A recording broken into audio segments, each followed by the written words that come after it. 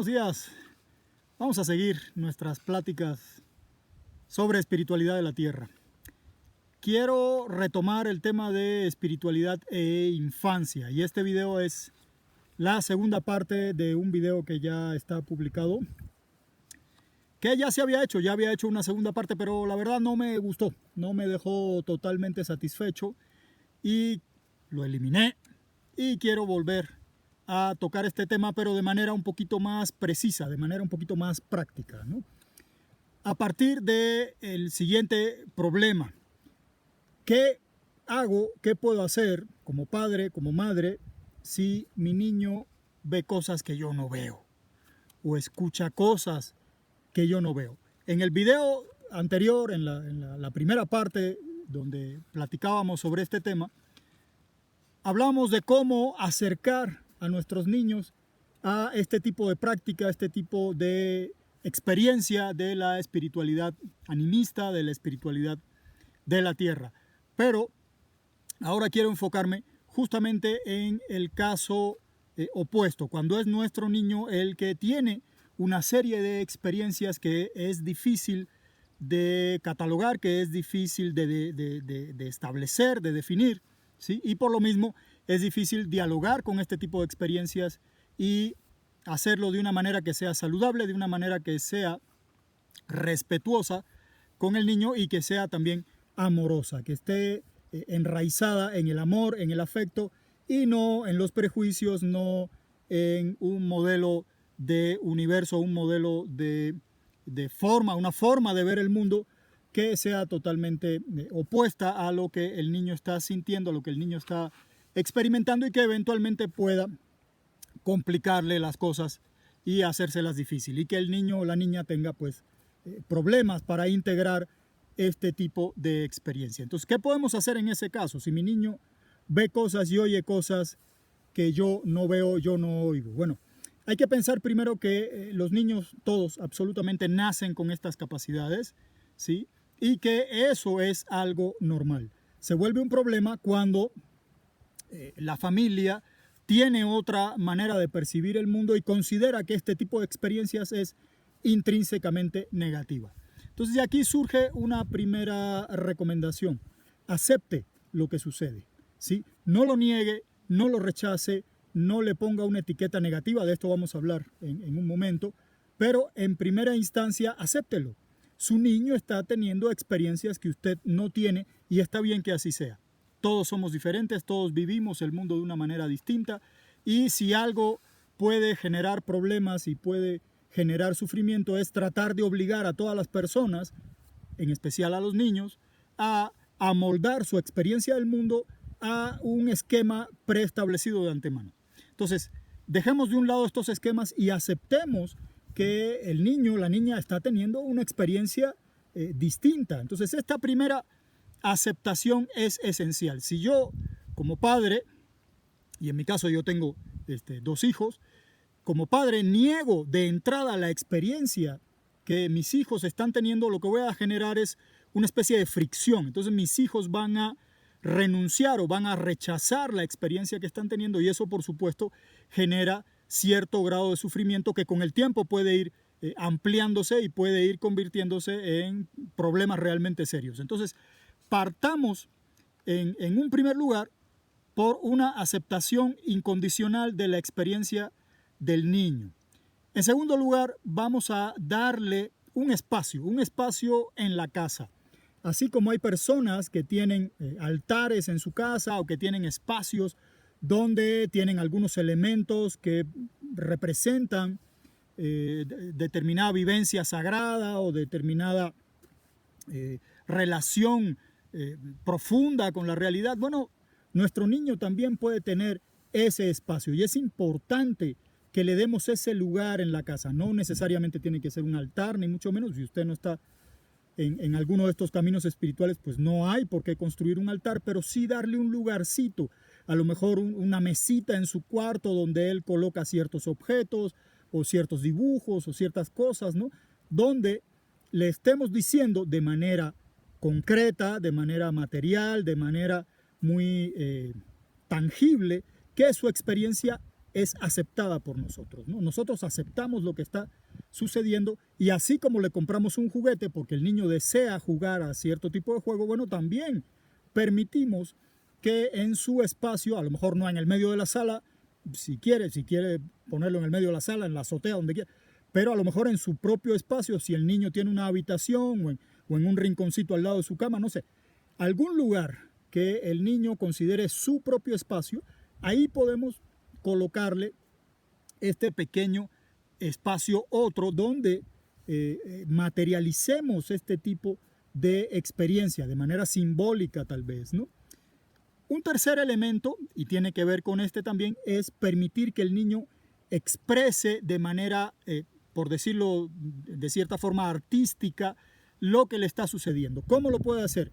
Lo puede hacer a través de dibujos, lo puede hacer a través de, a lo mejor, hacer modelitos con plastilina, puede hacer canciones, puede hacer juegos, en fin, cualquier forma en la que el niño pueda expresar también y materializar también este tipo de experiencia. Lo llamo artístico porque, bueno, en sus orígenes y todavía hoy en nuestros días el arte ha sido muchas veces expresión de este tipo de experiencia, de este tipo de relación con otras formas de ver el mundo, ¿no? Lo que llamamos obra de arte muchas veces es la encarnación de esa experiencia, de ese flujo de experiencias, ¿no? Entonces permitamos e incentivemos que el niño haga también sus pequeñas obras, haga también sus pequeños ejercicios de expresión, de creatividad, donde le dé forma. Por supuesto, no hay que juzgar, ay, qué feo te quedó, o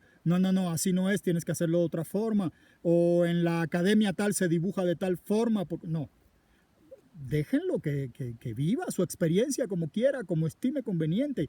Déjele su espacio. Así como le dejamos un pequeño espacio para materializar la experiencia, vamos a permitir que también de manera artística pueda expresarla, ¿no? Entonces, ¿qué es lo que permite esto? Que la experiencia deje de ser algo netamente mental, por así decirlo, perceptual, sino que el niño la pueda poner fuera de su cabeza, metafóricamente hablando, ¿no? Porque la experiencia no ocurre exclusivamente dentro de la cabeza, la experiencia es con todo el ambiente, con todo el espacio, todo el espacio de vida del niño, ¿no? Entonces, permitamos que este espacio de vida en el cual él está teniendo estas experiencias se manifieste a través de su propia creatividad, a través de sus propias acciones, ¿no?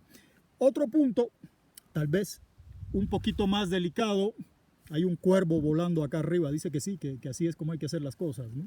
Bueno, esa es la opinión del cuervo, coincide con la mía, qué bueno, ¿no? Pero usted puede tener otra opinión también, ¿no? Bueno, otra cosa, como decía, tal vez un poquito más complejo es dialogarlo y dialogarlo en familia. ¿Qué quiere decir esto? Que estos espacios de aceptación tienen que ser espacios familiares. Estaría un poco complicado que, por ejemplo, llevamos al niño a visitar a sus abuelos y los abuelos dicen, oye, ¿qué está haciendo este niño? Tienes que llevarlo con el cura para que le haga un exorcismo y deje de hablar esas cosas horrendas, o que le prohíban hablar de ciertas cosas, o no hagas esos dibujos porque eso es cosa del diablo. La familia tiene que ser un espacio de aceptación, ¿sí? Si es un espacio de rechazo, lo que va a suceder es que pues, el niño se va a recluir en su propio caparazón, se va a proteger y se va a aislar del mundo, ¿no? Y se va a aislar de toda posibilidad de dialogar estas experiencias. Entonces, es importante también dialogarlo familiarmente y que la familia lo acepte, empezando por sus padres, obviamente mamá, papá, pero también los abuelos, los tíos, los hermanos mayores, menores, etc. Y eliminar de ese diálogo el juicio, la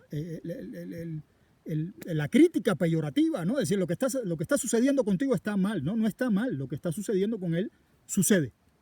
Somos nosotros los adultos los que les incluimos un juicio, los que le añadimos una valoración y a veces, y muchas veces, es una valoración negativa. Entonces el niño que no tiene los recursos intelectuales y la experiencia para lidiar con este tipo de valoración, obviamente lo introyecta como algo negativo y empieza a sufrir.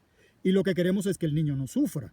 No tratar de demostrar que yo tengo la razón y el niño está equivocado. Lo que queremos es que esté bien, ¿verdad?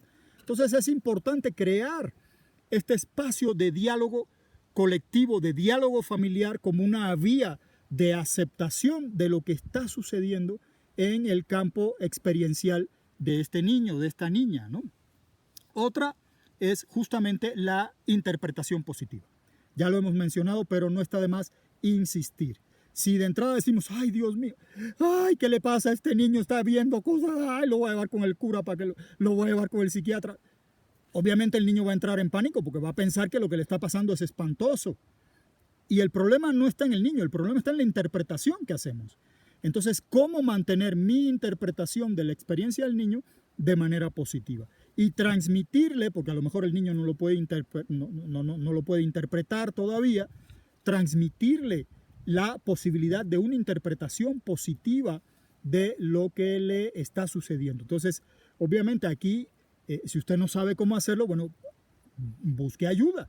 A lo mejor no tiene que irse con un chamán allá a la sierra, al desierto, al Amazonas, pero puede buscar ayuda en internet, ¿no? De cómo interpretar estas experiencias de manera positiva. Y hay mucho material, claro, hay que buscar, hay que rascarle, ¿no? A lo mejor lo que encontramos en la superficie no es precisamente lo más positivo, pero podemos ir buscando y encontrar formas de reinterpretar para el niño que su experiencia es positiva, ¿no? Claro, si ya creamos todos estos espacios de aceptación familiar, si ya le dimos un espacio en la casa, si ya aceptamos incondicionalmente su experiencia, bueno, ya estamos partiendo de una base positiva. Entonces, eso nos permitirá generar estas interpretaciones positivas, ¿sí?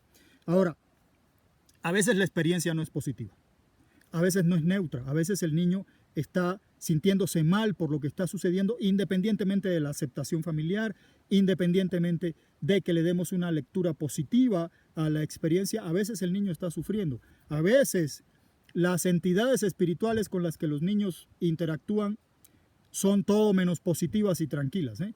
Entonces, en ese caso hay que ayudar también a que el niño encuentre recursos para lidiar con estas experiencias. Un poquito como hacemos cuando los niños pequeños tienen pesadillas y nos cuentan un sueño espantoso que tuvieron, ¿no? Sobre todo en esta etapa, alrededor de los 5 años, que empiezan a tener los terrores nocturnos, incluso un poco antes. Bueno, a veces hasta de adultos seguimos con los terrores nocturnos, ¿verdad? Pero bueno, ya de adultos más o menos se supone que ya sabemos cómo lidiar con estas cosas. Pero un poquito como eso, cuando el niño tiene terrores nocturnos, tiene pesadillas, pues encontramos la forma de ayudarlo, de crear ciertos recursos, inclusive con estas formas de expresión artística, ¿no? Si son seres oscuros, pues podemos dibujarlos y quemarlos, o podemos hacer un muñequito y meterlo en una jaula, cosas así, ¿no?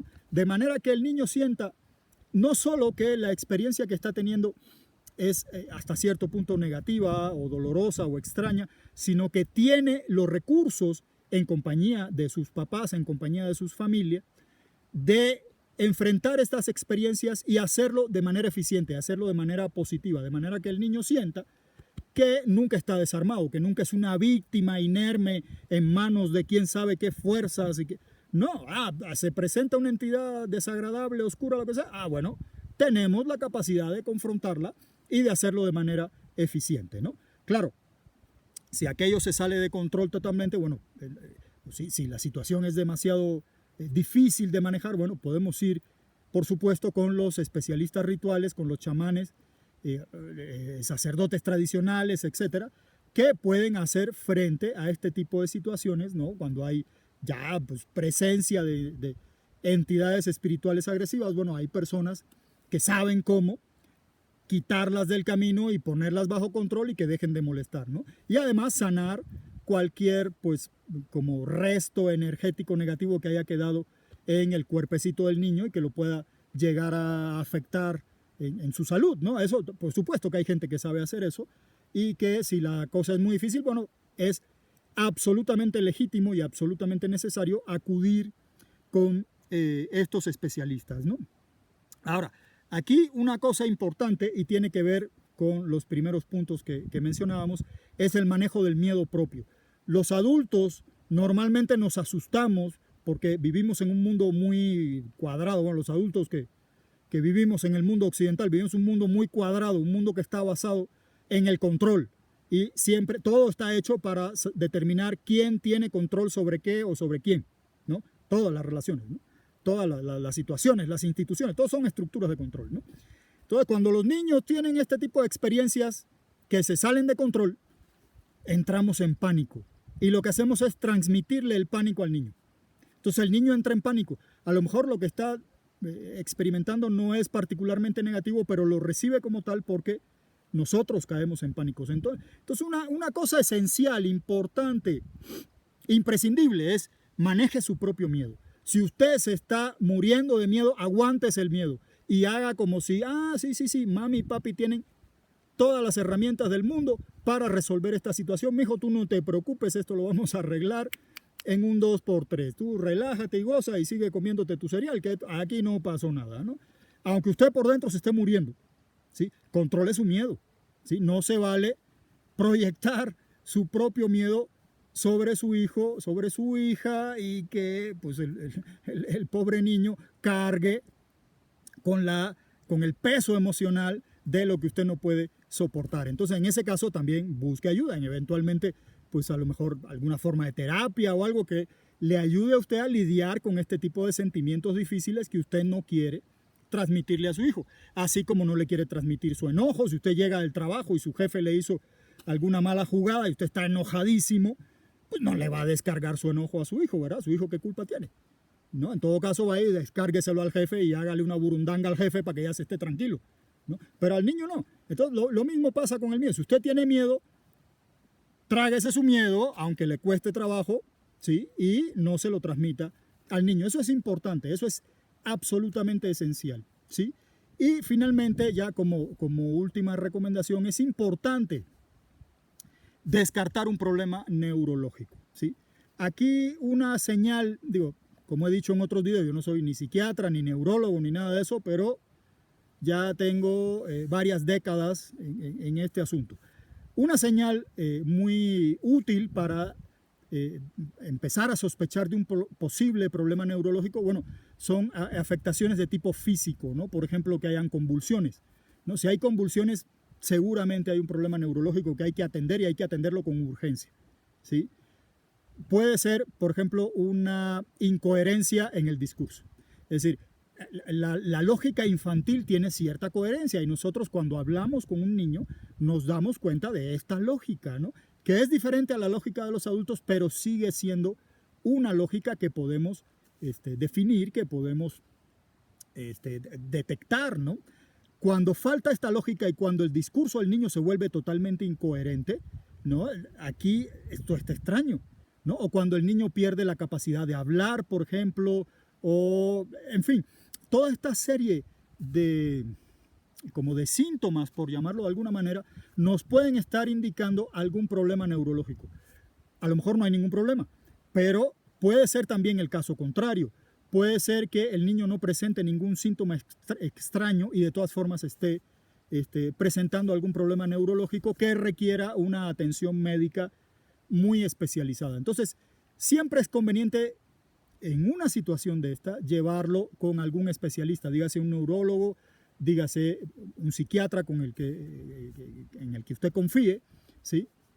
Para descartar todo esto. Claro, si yo llevo al niño con el psiquiatra para que lo empastille y el niño empiece a portarse bien, bueno, ahí no estamos ayudando al niño, no estamos haciendo nada positivo, al contrario, estamos usando los recursos de la psiquiatría de una manera punitiva, ¿no? Entonces ahí se justifica esta idea de que la psiquiatría es la heredera de la Santa Inquisición, que de santa no tenía nada, ¿no? Y de que su función es obligar a la gente a portarse bien, ¿no? No, o sea, eso es una manera bastante negativa de enfrentar el proceso, ¿no? Entonces, si llevamos al niño con un psiquiatra, con un neurólogo, bueno, la idea es que el niño esté bien, no controlarlo, no obligarlo a comportarse de la manera en la que se supone que debería comportarse un niño en una familia de clase media, ¿no? Entonces, ojo con eso, ¿no? Porque también es posible que el niño tenga realmente un problema neurológico, un problema que requiere atención médica, y que nosotros estemos pensando que todo es acá una onda espiritual y lo voy a llevar con el chamán que lo va a curar. Oiga, si el niño necesita medicamento, hay que darle medicamento, hay que tener sentido común, ¿no? O sea, estar en un camino espiritual no implica que usted cancele el sentido común, ¿no? Y entonces eso empeora las cosas también, ¿no? De que lo llevo con el chamán y el chamán le hace una limpia y el niño no mejora. Ah, es que el chamán lo llevo con otro chamán, le hace otra limpia y el niño no mejora. Ahí le están diciendo, óigame, preste atención a estos otros elementos, ¿no? Eventualmente el niño requerirá medicación, ¿no? Entonces, ambas cosas, ambas posibilidades, ambas vertientes de conocimiento hay que tenerlas en cuenta. ¿Por qué? Porque lo que nos interesa es la salud del niño. Lo que nos interesa es su bienestar, ¿no? Y si nosotros como familia tenemos que cambiar, pues cambiamos, ¿no? Claro, siempre y cuando el niño y el afecto hacia el niño sea el motivo de nuestras acciones, ¿no? Si el motivo es que el niño se porte bien para que no me estorbe, o que se porte bien para que el cura no me vea feo y piense que en mi familia están pasando cosas raras, o para que la vecina... No, el afecto hacia el niño, ¿no? Ese es el referente principal, ¿no? Guiémonos por el amor, ¿no? Y usemos el sentido común. A veces hace falta un abordaje espiritual, pero a veces no. A veces hace falta un abordaje médico para esta clase de problemas. Yo les hablo del aspecto espiritual porque es lo que conozco, pero no descarto la posibilidad de que otro tipo de abordajes también sea eficiente. Bueno, aquí lo dejamos. Espero que este video les haya resultado útil, no les haya aburrido demasiado, y que eventualmente, si su niño tiene alguna de estas experiencias, bueno, pues como familia lo puedan navegar de manera eficiente para el beneficio del niño. Como siempre, les envío a usted y a su familia, y en especial a sus niños y a sus niñas, todas las bendiciones y mi agradecimiento.